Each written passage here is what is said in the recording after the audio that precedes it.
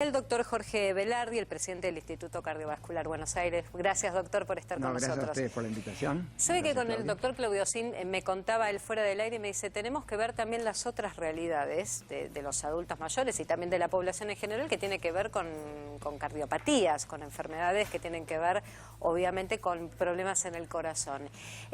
¿Cómo trabajamos eso para entender cuántos muertos hay hoy en la Argentina por enfermedades cardiovasculares, por ejemplo? Sí, yo creo que, bueno, nuevamente agradecer muchísimo que me hayan invitado al programa y poder conversar un poco sobre un tema que yo llamaría daño colateral del COVID. Sí. Realmente, ante todo, entender que la enfermedad cardiovascular en la Argentina es la primera causa de muerte y por ahí uno no quiere más malas noticias, digamos, pero son, como dice Claudio, es lo que hay. Sí. Casi 100.000 muertes por año, en el año 18, porque nosotros tenemos datos siempre un poquito atrasados porque corresponde para recopilarlo. Eso sería casi 280 fallecimientos por día, de los cuales casi 40 son de infarto por día. Entonces, cuando uno tiene ese número de enfermedad cardiovascular y lo obtenemos habiendo avanzado en el tratamiento de la enfermedad cardiovascular durante los últimos 20, 30 años, estos habiendo descendido internacionalmente y también en la Argentina, 20-30% de la mortalidad que fue hace 20, 30 años.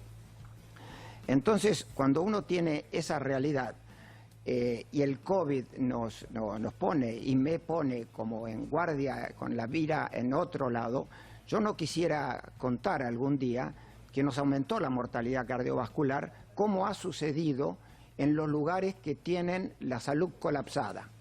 Hoy los datos son muy concretos a nivel internacional sobre la caída entre un 50 y un 80% de la menor consulta en ambulatorio, en emergencias, en estudios, que hacen que finalmente uno lee artículos de ayer, creo que fue, del grupo de bomberos de Nueva York. Ustedes saben que en New York los que van a asistir los paros cardíacos se llaman Fire Rescue, son los que van y asisten paros cardíacos.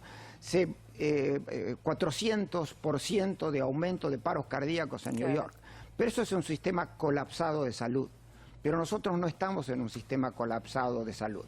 Gracias, y lo interpreto así, a lo bien que se han hecho las cosas en la República Argentina, no tenemos el sistema colapsado de salud. Por lo contrario, hay en nivel público cobertura de, digamos, de obras sociales, de todo lo que tiene que ver con la seguridad social, y a nivel privado hay camas disponibles, hay lugares disponibles. O sea, daría lástima que hoy estemos teniendo algunos datos que están empezando a aparecer, que traduciría una subatención, subprestación, no sé la palabra correcta, una disminución de qué está sucediendo con los pacientes cardiovasculares. Porque algo doctor Debac, que hemos tratado durante el proceso de aislamiento y que tiene que ver con las patologías cardiovasculares es cómo los adultos mayores llevan adelante este proceso de aislamiento, sobre todo si tienen patologías cardiovasculares preexistentes. Digo, cómo manejarlo también para no descuidar lo que está hablando el doctor Velardi, ¿no? No, lo que dice el doctor Velardi es una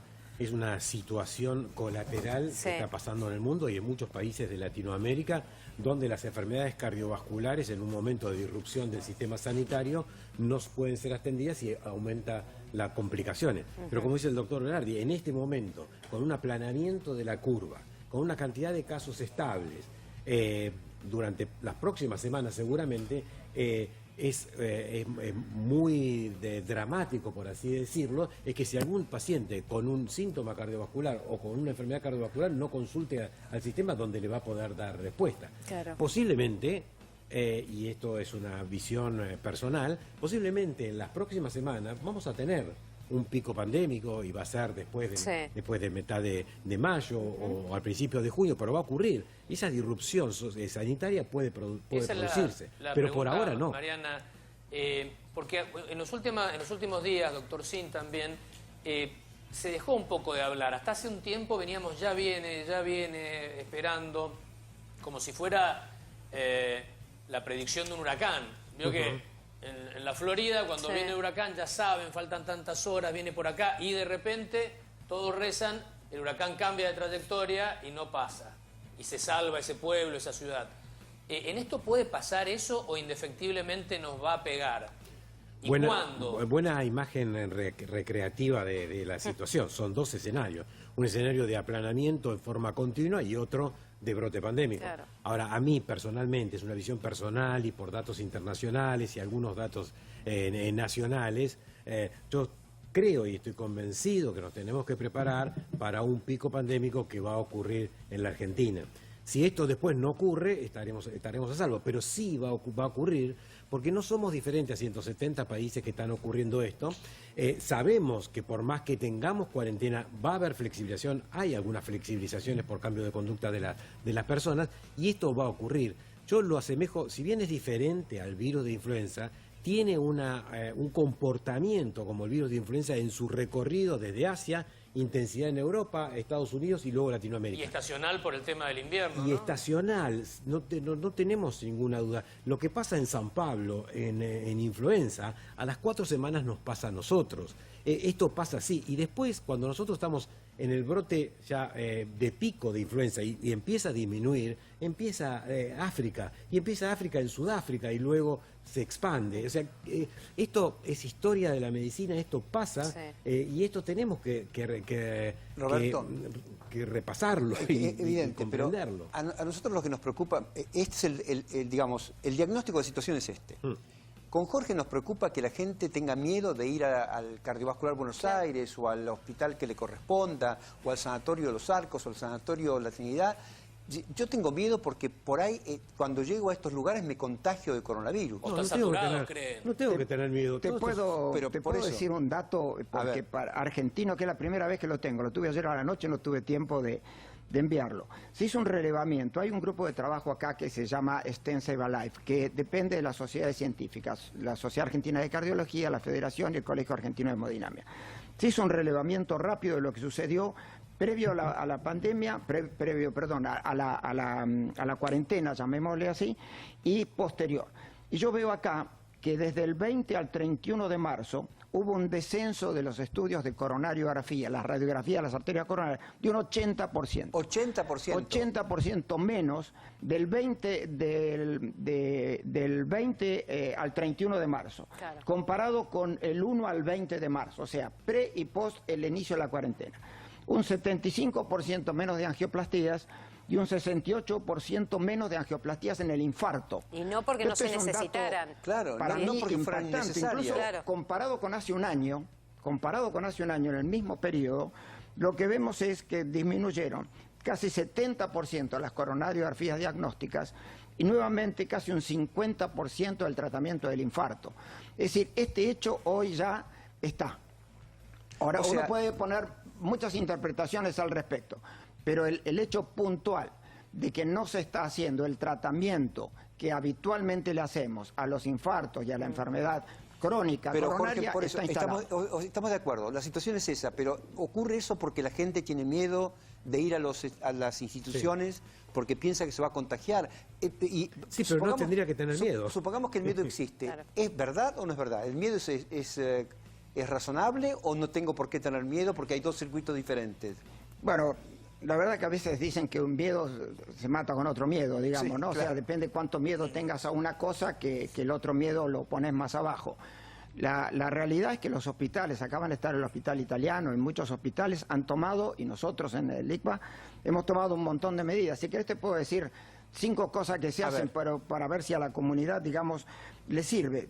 Todos tienen un triage de preguntas que son las convencionales, lo que se instaló con una declaración jurada y a mí tomaron la temperatura cuando entré Sí. a tu estudio, lo felicito por todas las normas de higiene que tienen en el estudio.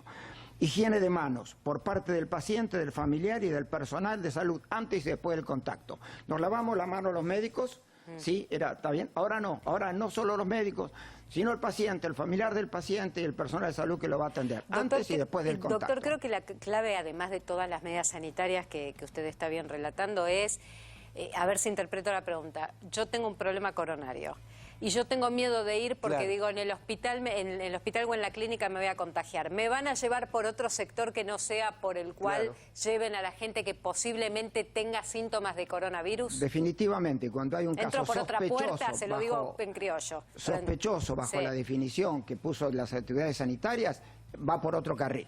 Ok. El paciente que Claro. tiene mínima sospecha va por otro carril. Y después toda la higiene que corresponde y la desinfección, obviamente, Sí, como pero la institución se desinfección hace. y nuestra manera de funcionar de hoy no tiene nada que ver con la nueva manera de funcionar de hace Clarísimo. 3 meses. Clarísimo. Y se hace no solamente eso, se limpia todo Sí. en presencia del paciente para que el familiar, el personal de sanidad, vean que se han tomado medidas especiales. O sea, Totalmente. nuestra medicina cambió entre lo que es telemedicina, entre esta asistencia personal. Nuestra medicina hoy Sí. creo, digo, porque a uno le gustaría que esto fuera una aseveración, tiene que ser un lugar muy seguro. Es mucho más seguro ir a una institución que cumple todas las normas, que ir a un supermercado, no tenga ninguna duda. Me eso es encanta el esa segundo frase. punto. Con esa frase Vuelvo un clarísimo, ¿eh? segundo a Jorge Velardi antes de darle después a Luis que nos cuente un par de historias que están ocurriendo en el mundo, que tampoco son buenas noticias, lamentablemente. Pero entonces, la pregunta que nos hacemos con Mariana es, a ver, ¿estas prácticas que hoy no se hacen eran innecesarias? ¿Se hacían porque por rutina? Digamos, bajaron tanto las prácticas cardiovasculares, bajaron tanto los tratamientos oncológicos. ¿Eran innecesarios antes de la pandemia de covirus? Bueno, ahora quisiera imaginarse que si se bajó 20, 30% la mortalidad en los últimos 20 años, Claro. estos progresos no pueden tirarse a la basura en un minuto, y no creo que hayan sido innecesarios nunca. De cualquier manera, siempre ha habido buenas y malas indicaciones, buena compliance o buen Porque la medicina seguimiento es de las eso, guías porque clínicas así es la- y malas seguimiento de las guías clínicas. Siendo la medicina basada en la evidencia, los estudios durante los últimos 20, 30 años, los tratamientos, los diagnósticos, nos han ayudado a bajar la mortalidad cardiovascular. Que se haya hecho de más o de menos ha debido a veces a los sistemas de salud de una manera o de otra. Pero no podemos tirar por la borda los aprendizajes de 30 años. Absolutamente. Y que de repente se encuentren, como en New York, como en Milán, como en lugares que uno tiene contacto, que están viendo las complicaciones que veían hace 20, 30 años de los pacientes. Ah, Ya volvieron no a se hablar de la- veían más rupturas cardíacas, ya no se veían más infartos hemorrágicos, ya no había tanta cantidad de paros cardíacos. Hoy la mortalidad del infarto en nuestra institución es el doble de lo que era hace 2 o 3 meses. ¿Por qué? Porque llegan tarde. Entonces vamos a cosas concretas, digamos. No puede ser. Y esto que pasa hoy, doctor, que sobre esta cuarentena que hoy es nuestro día 30, con este cuadro de situación, ¿cuándo vamos a ver las verdaderas consecuencias? Además de estos datos, digo, que se Yo en este pueden momento profundizar. pienso que uno tiene que ser más obediente que inteligente, digamos. Hay autoridades sanitarias, Claro.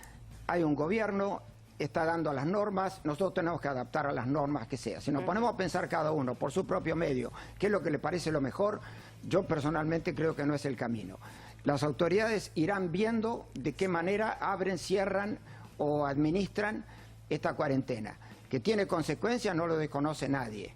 Ahora, realmente, cuando llega este brote, Pico. digamos, bueno, puede ser que lo que estoy diciendo yo hoy lo tenga que cambiar en una semana, porque todas las camas están colapsadas. Pero cuando no están colapsadas, da lástima que los pacientes, por miedo, por mala información, porque los mismos médicos tienen miedo, porque se crea una situación médico-paciente donde cada uno que está al lado no se sabe Claro. quién es el amigo y quién es el enemigo, claro. quién te contagia o te vas a contagiar. Sí, Se está- generó un combo, nunca es una sola cosa. No, El es combo cierto. da una subatención y daño colateral. Ahora, yo, entre otras cosas, pregunto, doctor Debac, doctor Sin, ¿cuándo viene el pico de la Bueno, pandemia? yo quisiera remarcar lo que dice el doctor Sí. Velardi, es decir, nosotros estamos en un aplanamiento de la curva con casos estables y con camas disponibles. Hoy ningún enfermo cardiovascular o ningún enfermo oncológico que no requiera su terapéutica no debe acceder, Claro. porque Roberto, estamos en espera un momento... un segundo, un minuto nada más, por Sí. favor. Sí. Tenemos el gráfico de la gente internada en terapia intensiva, por favor. Quiero mostrar justamente Sí. esto que dice Roberto. Si tienen el gráfico a mano... Ahora lo ponemos perdón, porque, ahí bueno, está. lo que muestra... Miren, A ver. esto es el día de hoy prácticamente, Sí. el 17 de abril. Solo hay 121 personas internadas en terapia intensiva por COVID, COVID. por complicaciones del COVID. Sobre De tal cerca modo, de 8.000 camas. Tenemos o algo así, 9.000 camas de terapia intensiva. Claramente no hay ningún motivo para no consultar sobre las patologías habituales, porque, insisto, el sistema no está en estrés, ni está colapsado. No es que saturamos el sistema, doctor, si vamos con otra patología. No, ya ves porque que no, hay gente mira. que le digo por casos personales que me dicen, no quiero ir porque están pidiendo que no saturemos el sistema. No, con esto queda desterrado. La tercera variable que mostró el doctor Berardi, es decir, el procedimiento en el infarto se ve reducido cuando se sabe que es un procedimiento que salva vidas. Es decir, y estamos con una disponibilidad sanitaria hoy por hoy. Mariana. Ahora, que en las próximas semanas esto puede ocurrir a mediados de mayo, junio, veremos. Sin ninguna duda veremos, pero hoy por hoy el impacto que ha hecho las medidas sanitarias son efectivas en dar una lentitud en la aparición de casos. Dos cosas que tienen que ver con esto de la curva, cuándo, si hay un pico, cuándo será. Los países van como aprendiendo en la práctica. Singapur era un caso, no tenemos el mapa, pero sabemos dónde está Singapur. Singapur era un caso que todo el mundo señalaba como un caso exitoso hasta ahora, ¿no? Porque lo habían... Ahí tenemos Singapur, mira. ¿Viste tu pedido? Ahí está. El mapa del doctor Lo pedís, lo tenés acá. Acá está. Singapur es una ciudad-estado que es un caso bastante particular, muy avanzado, el ingreso per cápita más alto de la 11 Tierra. muertos tienen. Sí, pero en los últimos días, 300 por día, nuevos casos, en los últimos días, porque empezó a haber un outbreak, un brote entre los trabajadores extranjeros de la construcción, que están alojados en una especie de edificios, complejos especiales, son generalmente de la India, de Sri Lanka o de Bangladesh, de países más pobres que van como obreros a este país súper rico. Y ahí empezó y ahora está el Estado singapurense prestando atención a este tema, pero se les escapó por ahí el asunto. ¿Pero eso se lo considera un rebrote? Sí. Pero eso es un rebrote, esto que cuenta Luis. Bueno, y el otro caso, hoy, ahora, en horas, en todos los medios internacionales, alerta naranja desde Japón. Japón estaba bastante bien, doctor. Lo poníamos como ejemplo. Como ejemplo, médicos de diferentes hospitales, ahí está, mira. 190 fallecidos, 9.787 casos positivos. Bueno, médicos de diferentes nosocomios, sobre todo de Tokio, que es donde se concentra el mayor foco de la enfermedad, señalan una alerta de posible colapso del sistema por la cantidad de casos nuevos en el día de hoy que están entrando. Así que esto es muy variable, ¿no? Es muy variable. Yo recomiendo, si me permitís, Mariana, por supuesto, quiero tocar un punto que me parece que es esencial porque está ocurriendo en Argentina algo que nosotros comentamos aquí en este noticiero, de lunes a viernes, de Eduardo Feynman, es la costumbre de decir este noticiero, sobre el tema del personal de salud, y aquí lo comentamos como al pasar cuando estuvo la gente en italiano. Miren, en la República Argentina tiene el 14% de todos los contagiados son personas que trabajan en el sistema de salud. ¿Cómo es el Eso porcentaje? es récord mundial. Sí. El 14% de los 2.700 casos, más o menos, claramente, sí, no tengo el número de hoy de los casos en Argentina. Sí, el pero estamos en 14% el 10% al día de ayer es eso. El 14% son personas de salud. Sí, con una consideración, que hay un porcentaje importante de ellos que es una transmisión horizontal. No se contagiaron de pacientes, un porcentaje sí, pero entre ellos. Sino es horizontal. Muchos se han contagiado, de otros. entre ellos. Por ende, mire que Italia, cuando tuvo la peor situación en términos de personal de salud, tuvo el 10% del personal infectado. Y acá estamos ya con el 14% y estamos empezando la epidemia. Yo sé que esto es una sucesión interminable de pronto de malas noticias, pero es la realidad. Sí. Y lo que contamos, como decía Jorge Velarde hace un rato, no queremos abrumarlos con cosas, queremos corregir cosas que están ocurriendo y que hay que corregir concretamente. ¿Y eso cómo se corrige, doctor? Con equipamiento. Con equipamiento de yo creo que mucho trabajo podemos hacer, es decir, mucho se puede hacer en el día a día. Si uno se considera que está contagiado y funciona como si estuviera contagiado y puede infectar al que está al lado, todas las medidas van a ayudar a que en un área de salud las cosas sean mucho menor. Yo creo que hay que respetar más que nunca internamente todo lo que se ha dicho que previene. Eso va para el área de salud como para los otros. Nosotros funcionamos con cuadrillas. un grupo trabaja, otro grupo está en home office. Sí, claro. Porque si no, porque porque si un cirujano se enferma, quedan como 14 personas, claro, automáticamente van a estar separadas. Tiene que haber otro que lo cubra. Hay algo que en esta tarde abordamos distintas aristas.